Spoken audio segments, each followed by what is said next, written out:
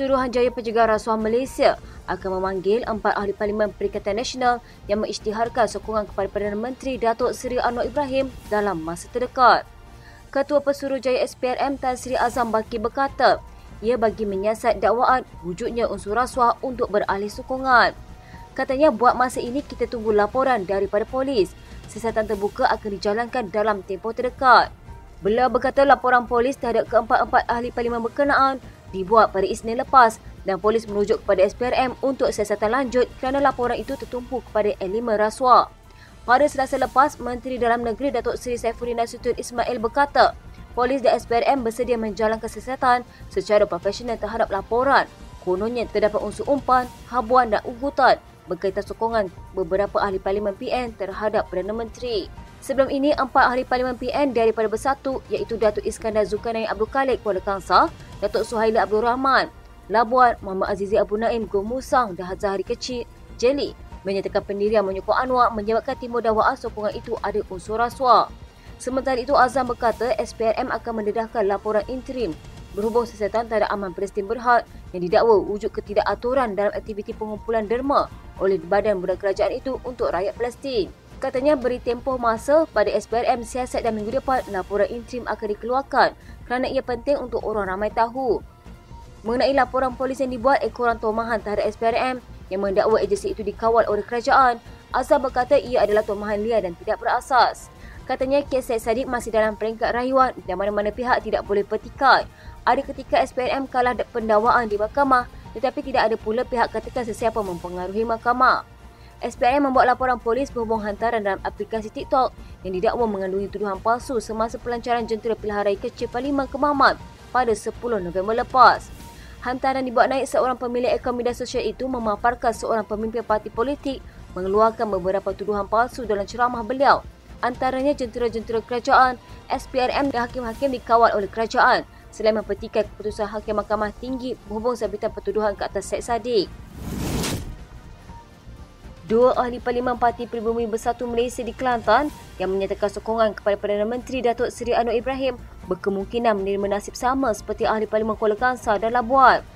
Pengerusi Bersatu Kelantan, Datuk Kamarudin Makno berkata, parti berkenaan sedang mengambil tindakan disiplin terhadap ahli Parlimen Gua Musang, Muhammad Azizi Abu Naim dan ahli Parlimen Jeli Zahari Kecil.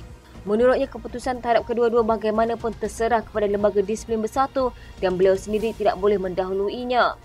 Katanya 2, Datuk Iskandar Zulkarnain Abdul Khalik Kuala Kangsar dan Dr. Suhaili Abdul Rahman Labuan sudah dikenakan tindakan disiplin dan 2 lagi, Muhammad Azizi dan Zahari, dalam proses kerana lembaga disiplin perlu bermesyuarat sebelum menjatuhkan atau membuat keputusan. Hukuman sama ada gantung atau pecat tertakluk keputusan lembaga disiplin parti, tetapi jika dilihat berdasarkan 2 ahli Parlimen sebelum ini, mungkin kedua-dua ini digantung keahlian. Esko Pelancongan Kebudayaan, Kesenian dan Warisan Negeri itu berkata, setakat ini beliau belum dapat menghubungi atau berjumpa dengan Muhammad Azizi serta Zahari untuk mendapatkan penjelasan lanjut berkaitan keputusan sokongan yang bercanggah dengan pendirian parti itu. Katanya ketika ini mereka ada di Kuala Lumpur kerana Parlimen masih bersidang manakala saya di Kelantan. Kali terakhir berjumpa dengan Muhammad Azizi ialah sebelum kenyataan yang saya keluarkan baru-baru ini. Dalam pada itu beliau mengesahkan ahli Parlimen Ketere, Major Jeneral Bersara K. Muhammad Noor menghubunginya dan menyatakan pendirian untuk tetap bersama parti. Katanya maknanya beliau tidak akan berganjat daripada sokongan dan tiada sebab untuk saya meragui kesetiaannya kepada parti. Berkaitan dengan Muhammad Azizi tidak ada broker politik, itu kata dia dan seperti yang saya umumkan, ada orang jumpa beliau dengan pelbagai tawaran, itu pun daripada dia juga. Saya sendiri tidak akan tahu kalau dia tidak cerita tentang pulang kepada rakyat untuk percaya yang mana-mana. Menteri Pelancongan Seni dan Budaya Cheong Kin Sing menyatakan rasa terkejutnya berkaitan komen Menteri Besar Kedah Muhammad Sanusi Makno berkaitan cara pemakaian seseorang. Tiong berkata demikian susulan kritikan Sanusi terhadap pemakaian yang semakin telanjang yang diumpamakan sebagai binatang. Katanya saya cukup sedih siapa pakaian kurang sikit kamu kata serba macam binatang, apa punya Menteri Besar. Menurut video di media sosialnya, Sanusi antara berkata kemajuan sebenar apabila orang lebih dekat dengan agama. Katanya semakin maju semakin telanjang, tak betul itu menjadi binatang. Binatang memang tak pakai baju, makin sikit baju, makin menjadi kebinatangan. Jadi sepatutnya makin maju manusia ini, makin menutuplah baru jadi mahal kan. Cheong justru berkata dia bingung dengan kenyataan Sanusi. Katanya jika semalam beliau kata tidak akan mengenakan sekatan terhadap cara berpakaian orang bukan Islam, hari ini pula mengatakan bahawa pakaian lebih sederhana mewakili kemajuan membuatkan saya bingung. Pernyataan beliau yang tidak konsisten ini amat memeningkat dan menyebabkan usaha mempromosi dan menyokong pelancongan di Langkawi menjadi semakin mencabar.